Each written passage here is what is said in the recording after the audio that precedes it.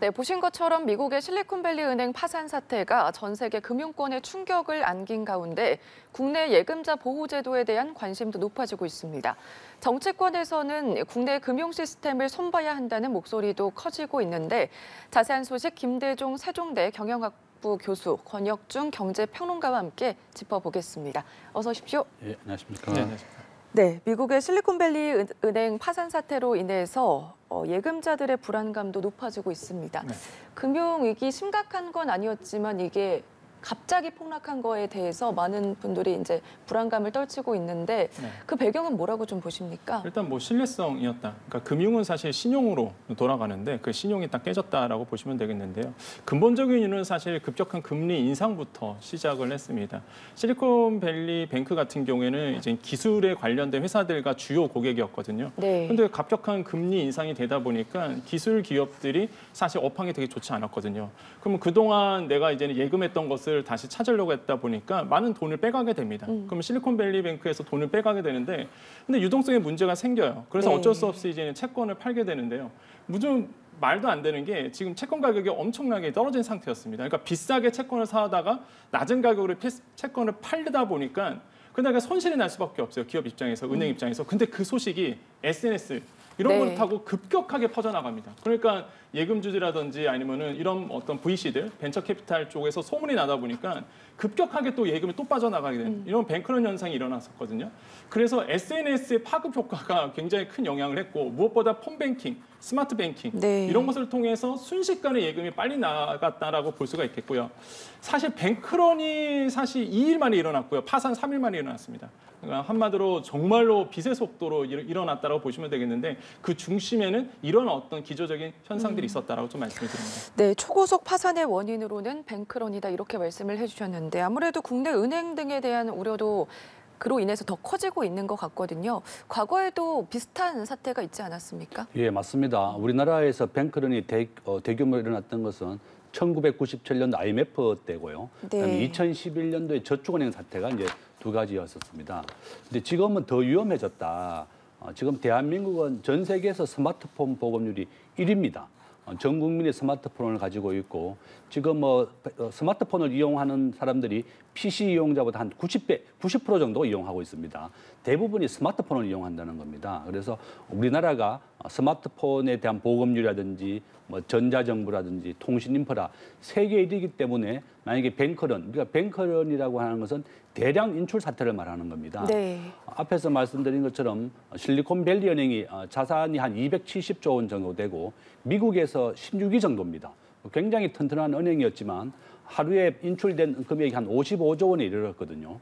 그 한 2조 원 정도 채권에 손실봤다는 그 뉴스 때문에 이렇게 폭락을 한 겁니다.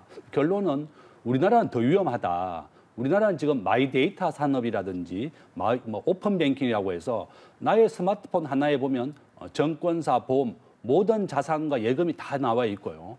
여기에 대해서 송금과 인출을 동시에 할 수 있습니다. 그래서 만약에 하나의 금융기관에 대한 안 좋은 뉴스가 나온다 그러면 정말 더 빠르게 미국보다 대량 인출 사태가 나고 더 위험해졌다. 네. 그래서 지금 현재 우리나라가 보면 제조업은 세계 5위 정도의 아주 강대국이지만 국제금융이라든지 원화가 결제되는 비율은 세계 30위권입니다. 0.1%밖에 안 된다.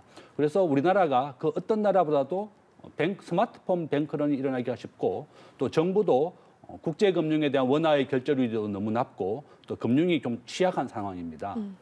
사람의 몸으로 따지면 피가 바로 우리 금융입니다.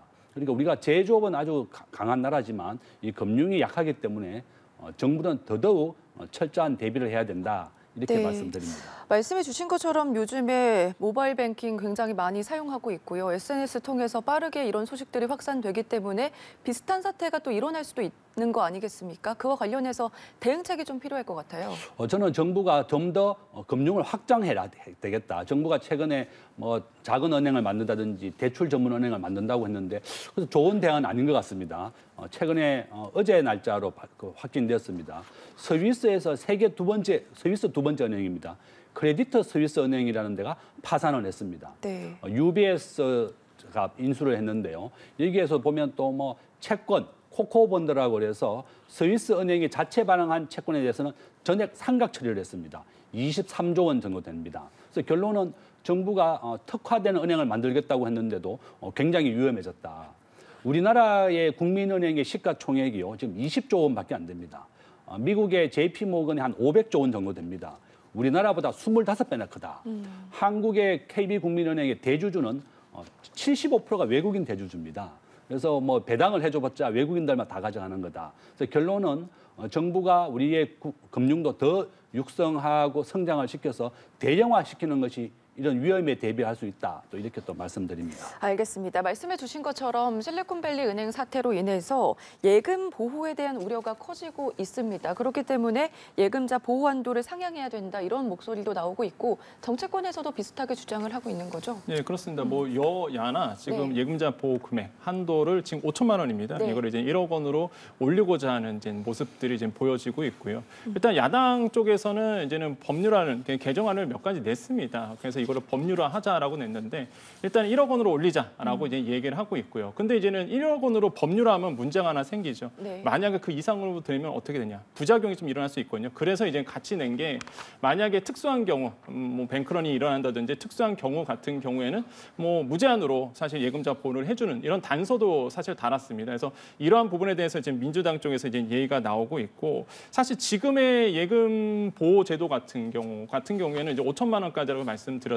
이게 네. 예금보험공사에서 사실 보험료를 받고 해주는 거거든요. 이런 부분에 대해서 이제 시스템적으로 그 금액을 한도를 높일 가능성은 제가 봤을 때는 충분히 가능하다라고 볼 수가 있겠고 이제 여야가 어느 정도 얘기가 되고 있다 보니까 동일한 목소리는 내고 있거든요. 그 방법론에서 좀 다른 것뿐이지. 그래서 금융당국도 지금 나서고 있죠. 이거에 대해서 취지는 공감하나 이제 부작용에 대해서는 좀 우려하고 있다. 그 부작용을 아까 말씀드린 것처럼 현재 예금자 보호 같은 경우에는 이제 시행령으로 되어 있습니다. 언제든지 만약에 문제가 생기면 국회에 열어서 이거 높이면 되거든요. 네. 근데 만약에 법률화로 1억 원으로 딱 꽂아버리면 이거 가지고 만약에 문제가 생긴다 그러면은 이거는 어떻게 합니까? 소급 입법이 들어가야 되거든요. 이런 부분에 대해서 문제가 생기다 보니까 지금 이런 부작용도 고민하고 있어서 네. 금융당국은 좀 신중한 자세를 좀 취하고 있다고 말씀을 드립니다. 네, 신중한 자세를 취하고 있다 이렇게 말씀을 해주셨습니다. 우리나라는 지금 말씀해 주신 것처럼 예금자 보호 한도가 5천만 원입니다. 앞서서도 말씀을 좀 해주셨어요. 해외보다는 선진국보다는 훨씬 더 낮다 이렇게 말씀을 해주셨는데 그거와 좀 비교를 해봤을 때 어느 정도 예금자 보호 한도를 상향해야 된다. 이런 명분은 충분하다 이렇게 볼 수가 있을까요? 예, 맞습니다. 미국이 이제 대표적인데요. 미국은 지금 현재 3억 3천만 원까지 보호를 해줍니다. 네. 미국의 1인당 GDP가 우리의 한 2배 정도가 넘습니다.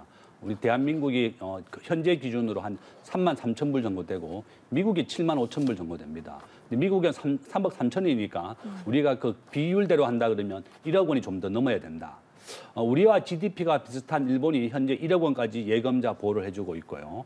영국, 프랑스도 다 1억 원이 좀 넘습니다. 네. 호주가 한 2억 원 정도 됩니다. 그래서 지금 현재 예금자 보호를 좀 올려야 되는 가장 큰 이유 중에 하나가 집이나 다른 데 외부에 예금이 되어 있다. 그러면 우리가 은행으로 예금을 시켜서 이것이 우리 국내 기업의 투자에 활용이 되어야 되는 겁니다.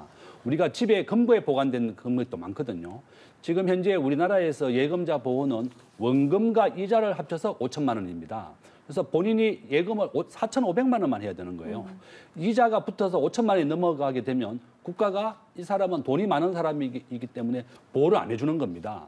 그래서 예금을 할 때도 한 4,500만 원만 해야지 적정한 예금 이자다, 적정한 금액이다. 그래서 결론은 우리가 더 많은 집에 있거나 외부에 있는 금액을 좀 더 올려서 은행에 예금하게 되면 우리 기업 투자라든지 또 경제의 순생산에 활용이 되는 겁니다. 그래서 돈을 더 모으기 위해서는 우리가 예금자 보호를 1억 원 정도로 올려서 더 기업 경제의 활성화에 이용하는 것이 바람직하다. 네. 저는 그렇게 봅니다. 알겠습니다. 상향을 해야 된다 이렇게 말씀을 해주셨는데 은행들은 이와 반대 입장을 내놓고 있습니다. 네. 부담스럽다 이런 입장인데 아무래도 부작용 때문이겠죠? 그렇죠. 이제 부담스러운 이유를 따져보면은요. 네. 그러니까 예금 보험률 때문에 그렇습니다. 그러니까 이 구조를 이제 보시면은 이제는 예금을 맡기잖아요. 그럼 5천만 원 이상에 대해서 이제 예금자 보호를 해줘야 됩니다. 그러면은 이 부보를 해요. 그러니까 예금 보험공사 쪽에다가 보험료를 내고 이게 상품이다 보니까 보험료를 내고 사실 이제 담보를 받거든요.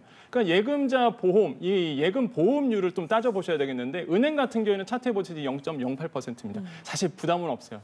네, 뭐 금융투자사라든지 아니면 보험사 0.15% 돼 있는데 저축은행은 이제 0.4%입니다. 굉장히 높아요. 그래서 저축은행 업계에서는 항상 얘기가 나오는 게 보험료를 좀 낮춰줘라 이런 얘기가 하고 있는데 만약에 이 상태에서 만약에 1억 원까지 한도가 늘어난다 그러면은 보험료율이 더 늘어나게 됩니다.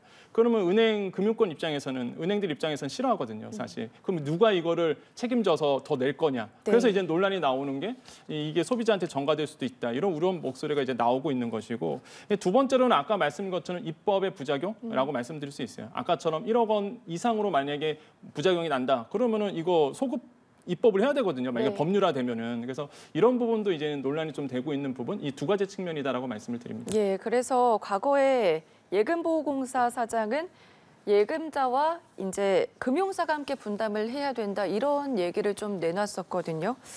만약에 1억 원까지 높이게 된다면 어떤 방식으로 분담을 해야 되는 겁니까? 저는 뭐 좀 반대입니다. 금융기관이 좀 부담하는 게 맞다. 우리가 투자의 3대 요소가 수익성, 안전성, 황금성입니다. 우리가 일반 시중은행에 예금을 하지 않고 저축은행에 예금한다는 것은 더 많은 예금 이자를 주기 때문에 그런데 그 위험을 본인이 무릅써야 된다는 거죠. 그래서 항상 예금을 할 때는 우리 국민들이 5천만 원까지 예금자 보호가 되기 때문에 여러 은행에다가 4,500만 원씩 예금을 하고 있는 겁니다. 그럼 저축은행에 시중은행보다도 1, 2% 더 높은 이자를 했다는 것은 본인이 그 위험을 무릅써야 되는 겁니다.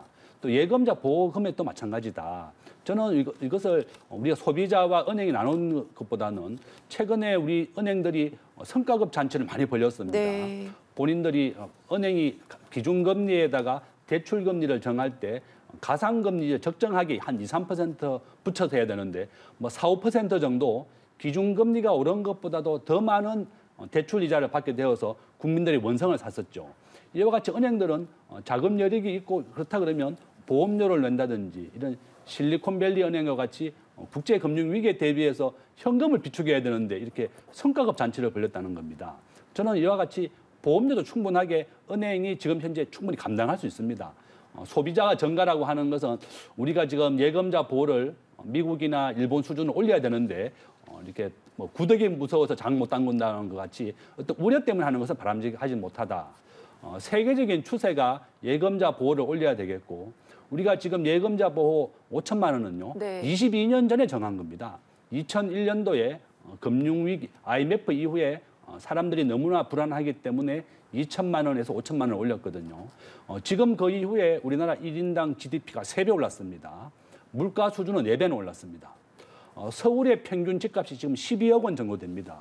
그와 같이 20년 전의 경제 수준과 지금을 비교해 본다 그러면 당연히 1억 원 이상으로 예금자 보호를 올리는 것이 당연하다. 또 보험료율에 대해서는 금융기관이 스스로 충분히 부담할 수 있다. 이렇게 또 저는 말씀드립니다. 알겠습니다. 이 부분도 좀 살펴보겠습니다. 지금 현재 국내 은행의 이제 예금자들을 따져보니까 5천만 원 이하가 98%거든요. 그렇게 되면 나머지 2%를 위해서 희생해야 되는 것 아니냐 이런 우려도 나오고 있는데 그 부분은 어떻게 보십니까? 저는 뭐 그렇게 걱정할 필요가 없다고 봅니다. 지금 은행에서 예금자 보호를 못 받는 금이 한 1,100조 원 정도 됩니다. 정부가 해야 될 가장 중요한 일 중에 하나가 국민들이 안심하고 금융기관을 이용하게 해주는 겁니다. 그래서 저는 여야가 이건 똑같이 해야 된다. 저는 우리 국민들이 많은 집이 다 외부에 있는 자금들을 은행에 예치한다 그러면 우리 기업의 투자의 활성화가 되는 겁니다. 그다음에 은행의 입장에서는 더 많은 예금이 들어온다 그러면 더 많은 기업에 대한 투자라든지 경제 발전에 투자가 될 수 있다는 겁니다. 최근에 정부가 300조 원을 투자해서 반도체를 우리나라 세계 최고로 육성하겠다고 했습니다. 그러면 더 많은 예금이 들어온다 그러면 이것은 바로 기업 투자 제출로도 이어질 수가 있고 우리 경제 발전에 큰 도움이 된다는 겁니다. 그래서 저는 그렇게 2%를 위해서 하는 것이 아니라 우리나라 경제를 위해서 이렇게 예금 한도를 늘리는 것이고 그것은 우리 국민 여야나 또는 뭐 상관없이 다 경제가 좋아진다 그러면 국민 누구에게나 혜택이 돌아간다. 이렇게 말씀드릴 수 있습니다. 알겠습니다. 금융사들이 또 우려하는 게 보험료가 높아지는 것뿐만 아니라 이제 저축은행 등 이자가 높은 은행들에 쏠리게 되는 그 현상인 것 같거든요. 이 부분은 좀 어떻게 보십니까? 그렇죠. 이제 도덕적 해이가 좀 일어날 수 있는 부분이 있어요. 예를 들어서 예금자 보호 한도가 늘어난다. 그러면 예를 들어서 제가 이제 5천만 원 넘어서 이제 예금할 겁니다. 그러면 예금자 입장에서는 과연 어느 은행에 갈까라고 본다 그러면 이자가 센 데로 가겠죠. 그죠. 그럼 저축은행 쪽으로 당연히 이제 자금이 쏠리게 되는 현상이 일어납니다. 그래서 또 하나의 뭐 뱅크런 현상이 일어날 수 있다라는 우려의 목소리가 그래서 이제 나오고 있는 것이고 그렇게 본다 그러면 이제 도덕적 해이 문제가 이제 생길 수 있어요. 이건 소비자에 대한 도덕적 해이인데 근데 기업들, 그러니까 은행들도 도덕적 해이가 생길 수가 있습니다. 왜 그러냐면 그렇게 되면은 저축은행 입장에서는 말 그대로 리스크가 크지만은 영업 현장에서는 이거 가지고 또 영업 활동이 들어가게 되거든요. 어차피 나라가 책임진다. 어차피 한도가 높아져서 그 금액 이상으로는 어차피 나라가 책임지니 우리 은행으로 와서 예금을 해라라고 해서 또 영업 창구 안에서 또 이렇게 일어날 가능성도 있어요. 네. 그래서 제가 보기에는 이런 어떤 그 도덕적 해이 문제가 일어날 가능성. 그래서 금융당국이 해야 될 것은요. 이렇게 저축은하든지 아니면은 이제는 금리가 세지만 리스크가 있는 이런 어떤 그 금융사에 대한 규제 어느 정도 필요해 보인다라고 좀 생각을 해봅니다. 알겠습니다. 정치권뿐만 아니라 금융위에서도 상향을 해야 된다 이런 주장을 하고 있고 교수님도 비슷한 견해를 내놓지 않았습니까? 이번에 이제 8월에 논의를 할 거다, 대책 마련을 할 거다 이런 얘기가 나오는데 상향 가능성에 대해서는 어떻게 보십니까? 저는 굉장히 상향 가능성이 높다고 봅니다. 지금 여당, 야당 둘 다 이제 법안을 많이 내놨고요. 대부분이 한 1억 원 정도로 올려야 된다. 네. 우리나라가 1인당 GDP 미국과 한국을 비교했다 그러면 당연히 1억 원 정도가 되는 것이 적정하고 일본과 우리가 GDP가 거의 비슷합니다. 한 3만 5천 불 정도 됩니다. 그렇다 그러면 우리가 최소한 우리가 비슷한 수준으로 올리는 것이 필요하다. 앞에서 말씀드린 것처럼 투자의 3대 원칙이 수익성, 안전성, 황금성입니다. 우리가 수익성만 봐서는 안 된다. 본인이 예금한 전액이 다 휴지가 될 수 있습니다. 또한 우리가 금융상품, 예금자 보호가 되는 상품은 모든 상품에 대해 보호되는 것이 아니라 예금과 적금에 대해서만 한정되어 있는 겁니다. 우리가 저축은행을 이용하는 것보다 시중은행 이 전체 예금의 한 80%가 이루어지고 있고 대출의 90%도 시중은행에서 이루어지는 겁니다. 그 이유는 국민들이 안전하다는 걸 알고 있기 때문에 그렇죠. 그래서 본인들이 우리가 예금자 보호가 1억 원까지 올랐다고 해도 저축은행에 돈이 쏠리지는 않을 것이다. 안전성이 떨어지기 때문에 그런 거죠. 그래서 국민들도 예금을 이용하고 금융기관을 이용할 때는 더 높은 이자를 준다고 하는 것은 더 위험성이 높아지는 겁니다. 그래서 투자의 3대 원칙을 잘 파악하고 예금을 해야 되겠고 저는 아마 여야에서 둘 다 법안을 1억 원 이상 내는 걸로 제출했기 때문에 예금자 한도는 이번에 1억 원 정도까지 올라갈 것이다. 저는 그렇게 전망합니다. 네, 알겠습니다. 평론가님은 어떤 견해를 갖고 네, 계시죠? 저는 뭐 당연히 교수님 말씀처럼 1억 원까지는 분명히 될 거다라고 네. 생각을 해봐요. 아까 말씀드린 것처럼 여야가 어느 정도 공통된 의견이 있기 때문에 그렇고요. 사회적인 어떤 합의가 된 상태입니다. 그래서 예. 될 것 같은데 가장 저는 주의해야 될 거는 아까도 말씀드렸지만 보험료율을 서민들에게 전가시키면 안 된다. 이게 뭐 예금 이자라든지 아니면 대출 이자라든지 이런 쪽에서 이제 손해를 보게끔 하는 이런 현상은 절대 일어나면 안 된다라고 저는 다시 한번 강조를 해드리겠고 은행들이 온전하게 이 보험료를 책임지는 이런 어떤 성숙된 자세가 이번에 뭐 한도 상향에서 나타나기를 좀 기대해 보겠습니다. 알겠습니다. 오늘 말씀 여기까지 들어보겠습니다. 지금까지 김대종 세종대 경영학부 교수, 권혁중 경제평론가와 함께 짚어봤습니다. 고맙습니다. 네, 감사합니다.